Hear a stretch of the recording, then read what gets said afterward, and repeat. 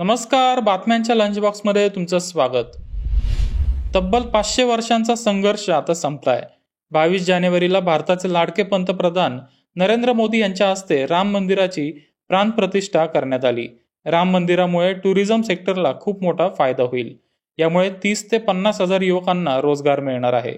राम मंदिरात दर्शन घेण्यासाठी दररोज 1 लाखापेक्षा जास्त भाविक येण्याची शक्यता आहे. यामुळे दरवर्षी 1 लाख कोटींपेक्षा जास्तीची आर्थिक उलाढाल होईल असा अंदाज तज्ज्ञांनी व्यक्त केलाय. परदेशातले अनेक पर्यटक राम मंदिर पाहण्यासाठी येतील, त्यामुळे भारताला मोठ्या प्रमाणावर परकीय चलन मिळेल. आता तरुणांना दिलासा देणारी बातमी आहे. नोव्हेंबर 2023 महिन्यात EPFO मध्ये 13,95,000 नवीन सदस्य समाविष्ट झालेत. विशेष म्हणजे यामध्ये 7 लाखांपेक्षा जास्त तरुण आहेत. एवढ्या मोठ्या संख्येने तरुणांना रोजगार मिळाल्यामुळे त्यांना दिलासा मिळालाय. दर महिन्याला 15 ते 18 लाख लोकांना नोकऱ्या मिळाल्या तर वर्षभरात साधारण 2 कोटी लोकांना रोजगार मिळेल आणि भारतातली बेरोजगारी मोठ्या प्रमाणावर कमी होईल. आता LIC संदर्भातली अतिशय महत्वाची बातमी. LICने काही दिवसांपूर्वीच LIC जीवन उत्सव ही पॉलिसी लॉन्च केली होती. त्या पॉलिसीला ग्राहकांनी खूप चांगला प्रतिसाद दिला आणि त्याचा सकारात्मक परिणाम LICच्या व्यवसायावर आणि पर्यायाने शेअरवर पाहायला मिळाला. आता LICने जीवन धारा 2 ही पॉलिसी लॉन्च केली आहे. 20 वर्षापेक्षा जास्त वय असणारे गुंतवणूकदार या पॉलिसीचा लाभ घेऊ शकतील. या ॲन्युटी प्लॅनमध्ये गुंतवणूकदारांना गॅरंटीड रिटर्न मिळणार आहे. या प्लॅनमध्ये LICने डिफर्ड ॲन्युटीचे 11 पर्याय दिलेत. त्यामुळे ज्यांना रिटायरमेंट प्लॅनिंगसाठी गुंतवणूक करायची आहे त्यांच्यासाठी हा खूप चांगला प्लॅन आहे. आता FD गुंतवणूकदारांसाठी एक आनंदाची बातमी. 2 कोटींपेक्षा कमी रकमेच्या FDवर युनियन बँकेने व्याजदर वाढवलेत. 7 दिवस ते 10 वर्ष या सर्व कालावधीच्या FDचे व्याजदर वाढवण्यात आलेत.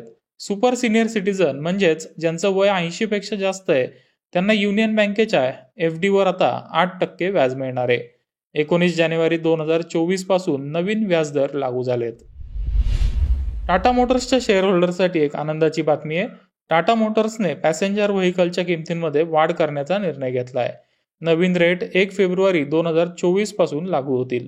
टाटा मोटर्सची कार खरेदी करायची असेल तर ग्राहकांना आता साधारण 0.7% अधिक रक्कम मोजावी लागणार आहे.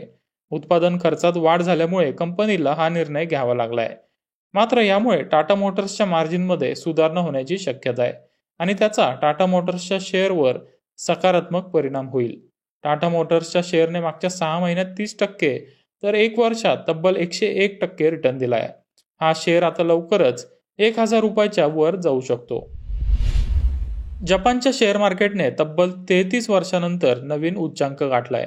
1989 मध्ये निक्काई इंडेक्सने 38,950चा उच्चांक नोंदवला होता.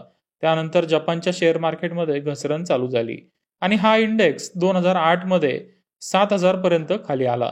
आता जवळपास 35 वर्षानंतर निक्काई 225 इंडेक्सने पहिल्यांदाच 36,000ची पातळी पार केली आहे. येणाऱ्या काळात जपानच्या शेअर मार्केटमध्ये आणखी मोठी तेजी येऊ शकते. भारतातल्या ज्या कंपन्यांनी जॅपनीज कंपन्यांबरोबर जॉईंट व्हेंचर केलेत त्यांना या तेजीचा फायदा होईल.